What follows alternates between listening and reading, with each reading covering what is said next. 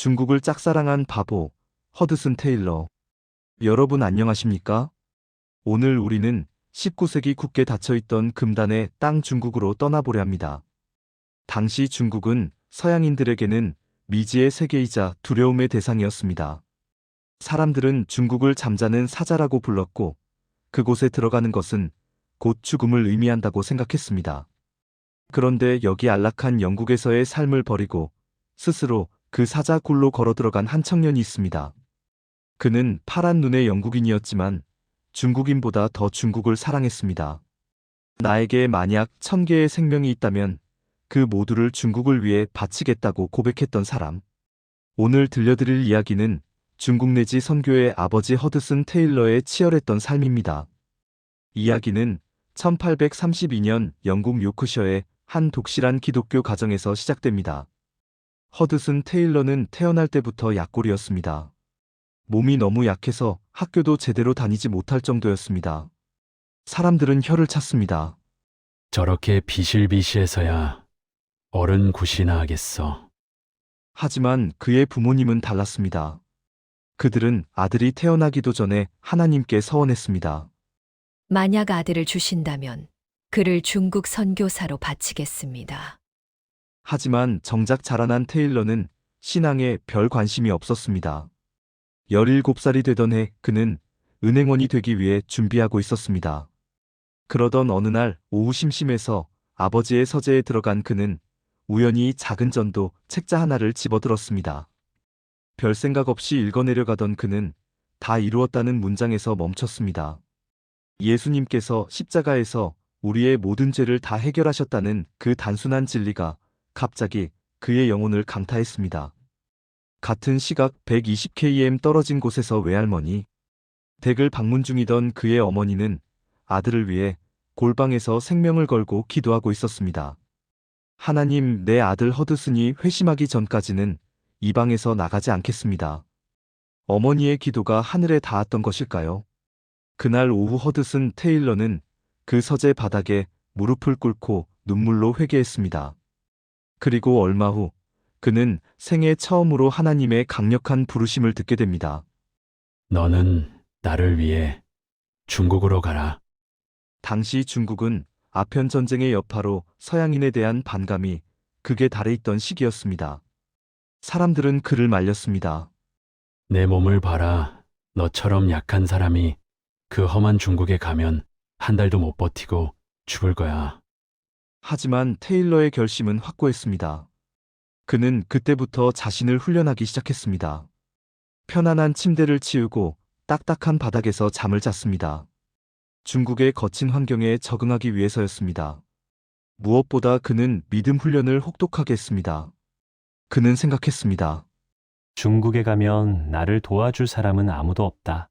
오직 하나님만 의지해야 한다. 그렇다면 지금 여기서부터 하나님만 의지하는 법을 배워야 한다. 그는 의사가 되기 위해 의과 대학에 진학했지만 집에서 보내주는 생활비를 거절했습니다. 오직 기도로만 필요를 채우겠다는 무모한 도전이었습니다. 그는 런던의 빈민가에서 생활하며 병원에서 실습을 했습니다. 돈이 없어서 굶는 날이 부지기수였습니다. 하루는 그에게 딱 동전 한 입이 남았습니다. 내일 밥을 먹으려면 이 동전을 아껴야 했습니다. 그런데 늦은 밤 가난한 한 남자가 그를 찾아왔습니다. 선생님, 제 아내가 죽어가고 있습니다. 제발 와주십시오. 테일러는 그를 따라갔습니다.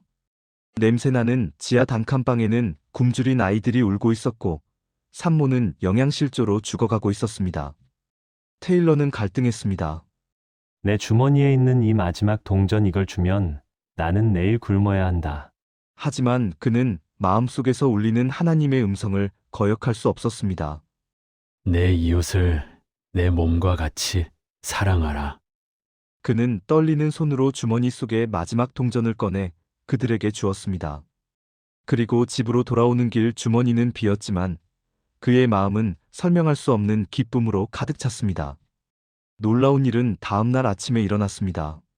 누군가 익명으로 그에게 편지를 보냈는데 그 안에는 그가 기부한 동전에 4배가 넘는 돈이 들어 있었습니다. 그는 무릎을 치며 기뻐했습니다. 그렇구나. 내가 가진 것을 비우면 하나님이 채워주시는구나. 이것이 바로 믿음 선교다. 이 경험은 훗날 그가 거대한 중국 선교회를 이끌어가는 원동력이 되었습니다. 1853년 9월 19일 드디어 21살의 청년 허드슨 테일러는 중국행배 덤프리스호에 몸을 실었습니다. 가족들과 눈물의 작별을 하고 떠난 항해였지만 그 길은 죽음의 항해였습니다. 배가 적도 부근을 지날 때 거대한 태풍을 만났습니다. 돛대가 부러지고 배가 뒤집힐 위기에 처했습니다. 선장도 포기하고 마지막 작별 인사를 나눴습니다. 하지만 테일러는 선실로 들어가 동료들과 함께 간절히 기도했습니다. 하나님, 중국에 가기도 전에 여기서 죽을 수는 없습니다. 바람을 잠재워 주십시오. 그들이 기도하고 갑판으로 올라왔을 때 거짓말처럼 바람의 방향이 바뀌었고 배는 기적적으로 살아났습니다. 5개월간의 목숨을 건 항해 끝에 그는 1854년 3월 중국 상해 항구에 도착했습니다. 하지만 꿈에 그리던 중국은 지옥과 다름없었습니다. 당시 상해는 태평천국의 난이라는 내전으로 인해 도시 전체가 전쟁터였습니다. 포탄이 날아다니고 거리에는 굶어 죽은 시체들이 즐비했습니다. 테일러가 머물던 집 지붕에도 포탄이 떨어져 구멍이 뚫렸습니다. 게다가 습한 날씨와 더러운 물 때문에 그는 끊임없이 질병에 시달렸습니다.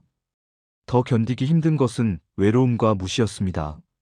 당시 중국에 와 있던 다른 서양 선교사들은 안전한 조개지 안에서만 머물며 편안하게 생활했습니다.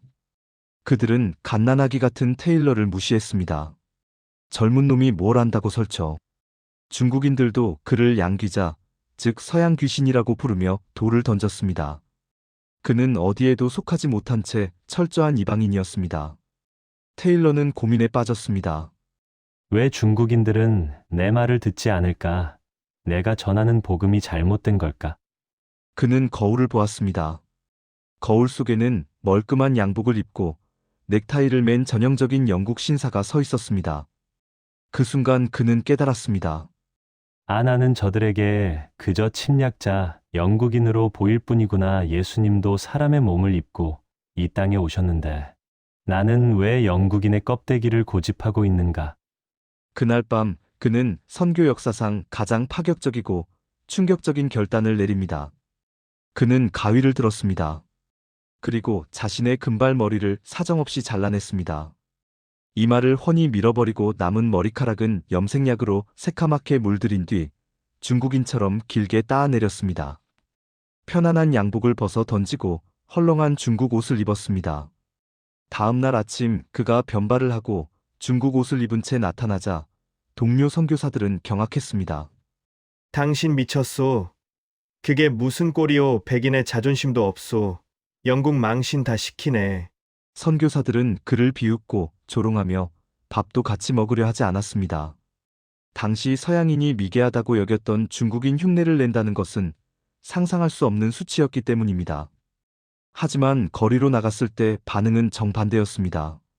어제까지만 해도 그를 피해 도망가던 아이들이 그에게 다가와 옷자락을 만져보았습니다. 어른들도 그를 신기하게 쳐다보며 말을 걸어왔습니다. 당신은 서양인인데 왜 우리 옷을 입었소? 테일러는 웃으며 대답했습니다. 저는 당신들과 친구가 되고 싶습니다. 제가 믿는 예수님을 전하고 싶어서 이렇게 했습니다. 비로소 중국인들의 마음문이 열리기 시작했습니다. 그는 흑발의 영국인이 되어 중국인들 속으로 더 깊이 들어갔습니다. 머리를 깎고 변발을 한 허드슨 테일러는 더 이상 낯선 이방인이 아니었습니다. 중국인들은 그를 자신들의 친구로 받아들였고 그는 그들 틈에 섞여 자유롭게 복음을 전할 수 있었습니다. 하지만 그의 외로운 싸움에도 따뜻한 봄날이 찾아왔습니다. 바로 평생의 동반자인 마리아 다이어를 만난 것입니다. 마리아는 중국에서 선교하다 순교한 부모님을 둔 훌륭한 선교사였고 영적으로나 지적으로 아주 뛰어난 여성이었습니다. 모두가 테일러의 가난과 무모함을 비웃을 때 마리아만은 그가 가진 믿음의 진가를 알아보았습니다. 주변의 반대에도 불구하고 그녀는 테일러와 결혼했습니다. 두 사람은 가난했지만 행복했습니다. 낡은 배를 타고 강을 거슬러 올라가며 전도했고 험한 오지를 다니며 함께 고생했습니다. 하지만 과로와 영양실조가 겹친 탓에 테일러의 건강은 급격히 나빠졌습니다. 결국 1860년 그는 6년 만에 중국을 떠나 치료를 위해 영국으로 돌아가야만 했습니다. 몸은 영국에 있었지만 그의 마음은 여전히 중국에 있었습니다. 그는 벽에 중국 지도를 붙여놓고 매일 눈물로 기도했습니다. 당시 중국에는 해안가 도시에만 선교사들이 있었고 내륙 깊은 곳에는 단 한 명의 선교사도 없었습니다. 그는 생각했습니다.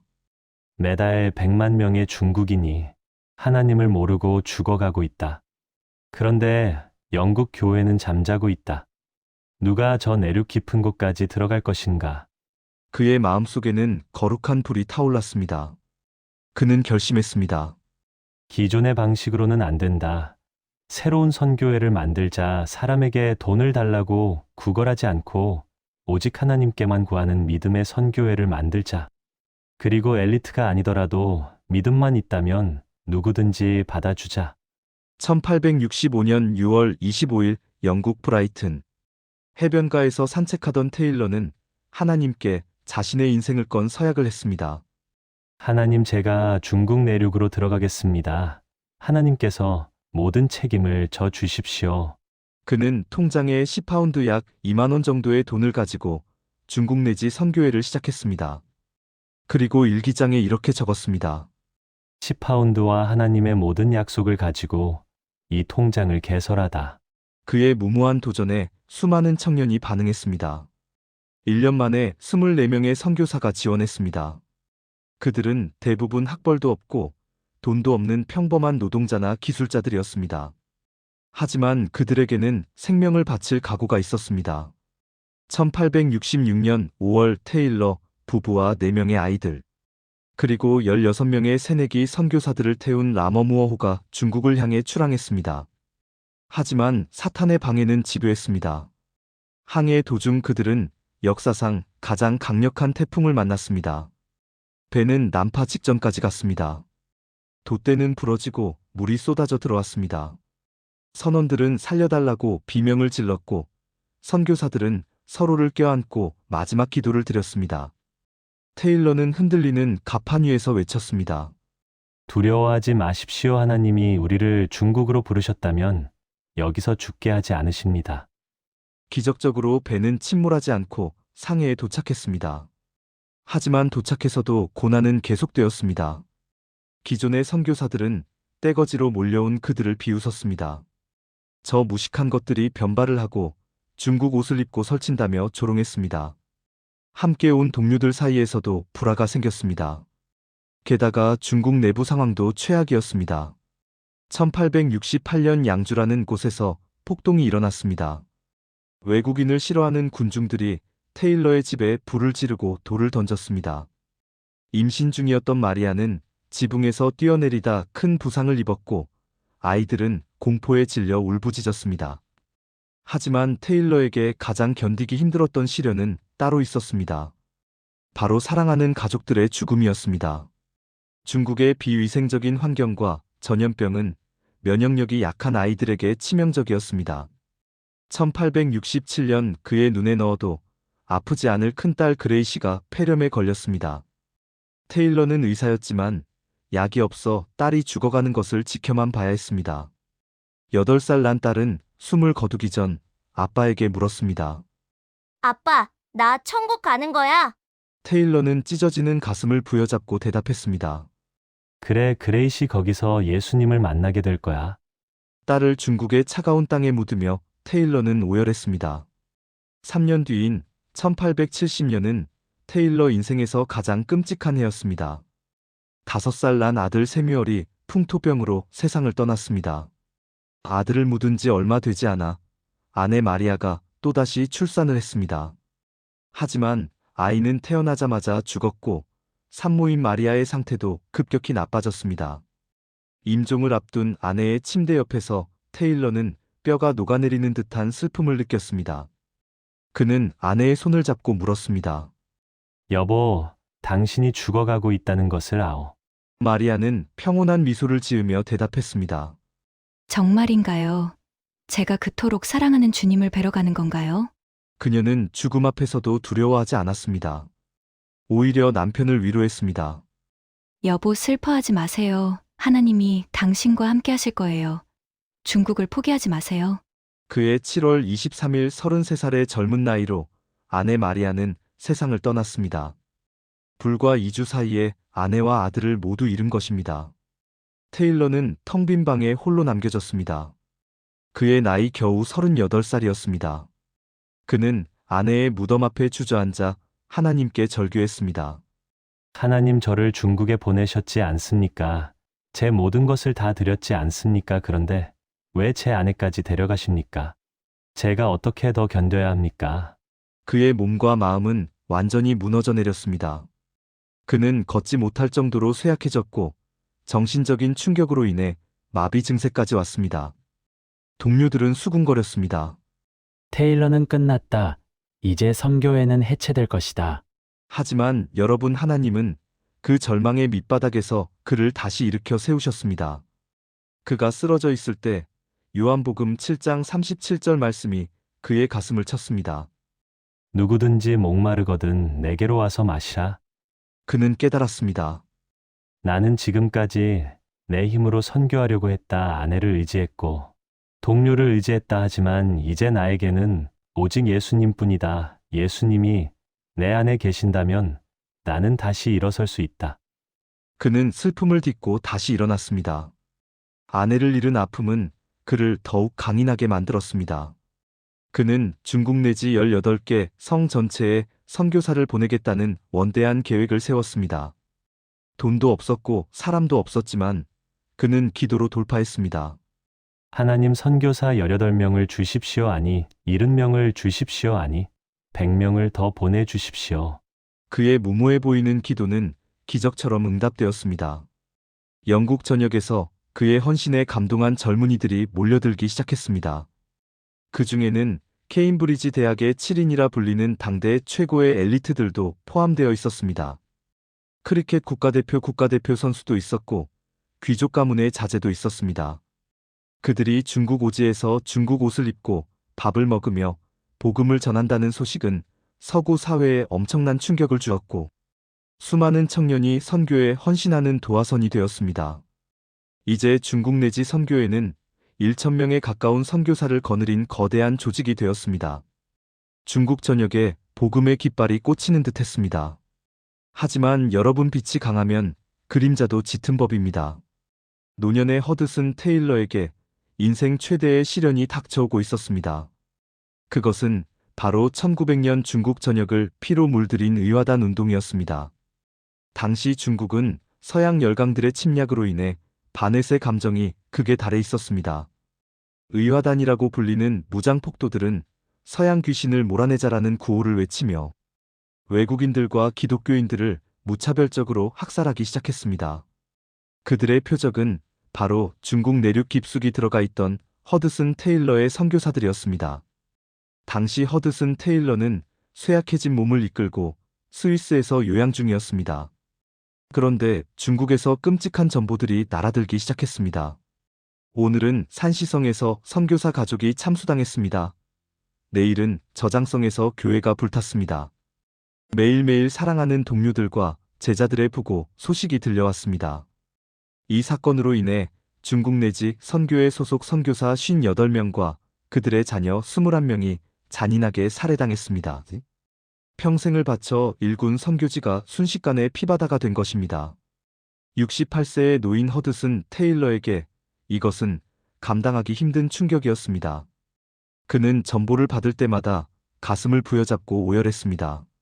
하나님, 제가 그들을 중국으로 불렀습니다. 차라리 늙은 저를 데려가시고 저 젊은이들을 살려주십시오. 서양의 군대와 정부는 분노했습니다. 군함을 보내 중국을 쑥대밭으로 만들고 보복해야 한다고 주장했습니다. 그리고 중국 정부에게 막대한 배상금을 요구했습니다.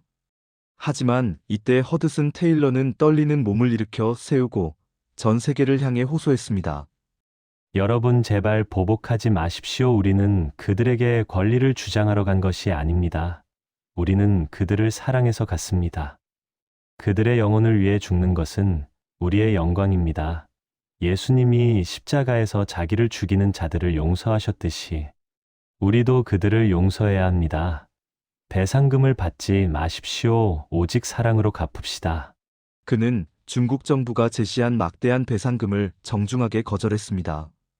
그리고 살아남은 선교사들에게 편지를 써서 위로하고 격려했습니다.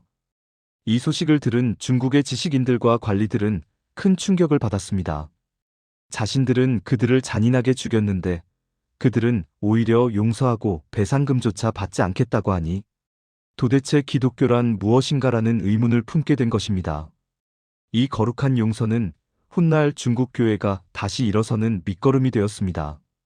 폭풍우가 지나가고 1905년이 되었습니다. 허드슨 테일러의 나이 73세. 그는 자신의 마지막이 다가오고 있음을 직감했습니다. 의사는 여행이 불가능하다고 말렸지만 그는 고집을 꺾지 않았습니다. 나는 중국에서 죽고 싶습니다. 내 사랑하는 아내와 아이들이 묻혀 있는 그곳으로 돌아가야 합니다. 그는 마지막 힘을 다해 중국 행배에 올랐습니다. 중국에 도착한 그는 휠체어에 의지해 자신이 개척했던 선교지들을 돌아보았습니다. 가는 곳마다 중국인 신자들인 눈물을 흘리며 그를 맞이했습니다. 할아버지 돌아와 주셔서 감사합니다. 테일러는 그들의 손을 잡고 기도했습니다. 비록 건물은 불탔고 동료들은 떠났지만 그들이 뿌린 씨앗은 중국인들의 가슴 속에 남아 싹을 틔우고 있었던 것입니다. 1905년 6월 3일, 그는 중국 후난성의 창사라는 도시에 머물고 있었습니다. 그날 저녁 그는 며느리와 함께 중국의 저녁 노을을 바라보며 찬송가를 들었습니다. 그리고 조용히 말했습니다. 이제 집에 갈 준비가 다 되었다. 잠시 후 그는 어린아이처럼 편안한 얼굴로 숨을 거두었습니다. 평생을 중국인의 영혼을 위해 자신의 모든 것을 쏟아부었던 파란 눈의 중국인 허드슨 테일러는 그가 그토록 사랑했던 중국 땅에 영원히 잠들었습니다. 그는 장강이 내려다 보이는 진강의 작은 묘지에 묻혔습니다. 그 옆에는 그보다 먼저 세상을 떠난 첫 아내 마리아와 4명의 아이들이 잠들어 있었습니다. 그의 묘비에는 화려한 수식어 대신 단 한 문장이 적혀 있었습니다. 그리스도 안에 있는 사람. 허드슨 테일러는 떠났지만 그가 남긴 유산은 실로 거대했습니다. 그가 세운 중국 내지 선교회는 이후 6,000명이 넘는 선교사를 배출했고 공산화된 중국 땅에서도 지하교회를 통해 끈질기게 생명을 이어갔습니다. 오늘날 중국에는 1억 명이 넘는 기독교인이 있다고 추산됩니다. 그 거대한 숲은 바로 허드슨 테일러가 흘린 눈물과 피가 만들어낸 열매입니다. 사랑하는 여러분, 허드슨 테일러의 삶은 오늘 우리에게 강력한 질문을 던집니다. 그는 20살의 젊은 나이에 이렇게 고백했습니다. 나에게 만약 1000개의 생명이 있다면 그 모두를 중국을 위해 바치겠다 하니 1000개의 생명도 중국을 위해서는 너무 부족하다. 오늘 우리는 하나밖에 없는 생명을 무엇을 위해 쓰고 있습니까? 썩어 없어질 세상의 성공과 안락함을 위해 쓰고 있습니까? 아니면 영원히 사라지지 않을 생명을 살리는 일에 쓰고 있습니까? 하나님은 능력이 뛰어나거나 돈이 많은 사람을 찾지 않으십니다. 허드슨 테일러처럼 몸이 약하고 가진 것이 없어도 하나님을 전적으로 신뢰하는 사람, 자신의 모든 것을 걸고 순종하는 그 한 사람을 찾고 계십니다. 하나님이 쓰시는 사람은 자기를 비운 사람입니다. 오늘 당신이 바로 그 사람이 되기를 바랍니다. 당신이 서 있는 그곳이 바로 당신의 선교지입니다. 가정에서, 직장에서, 학교에서 작은 예수가 되어 사랑을 실천하십시오. 밀알 하나가 땅에 떨어져 죽으면 많은 열매를 맺는다는 말씀처럼 당신의 작은 희생과 섬김이 누군가의 인생을 바꾸는 기적이 될 것입니다. 지금까지 중국을 짝사랑한 바보 허드슨 테일러의 위대한 여정이었습니다. 이 감동적인 이야기가 여러분의 가슴에 작은 불씨가 되었다면 구독과 좋아요로 함께 해주십시오. 여러분의 작은 응원이 이 귀한 복음의 이야기를 세상 끝까지 전하는 소중한 힘이 됩니다. 저는 다음 시간에도 하나님의 살아계심을 증거하는 가슴 벅찬 이야기로 찾아뵙겠습니다. 끝까지 시청해주셔서 감사합니다.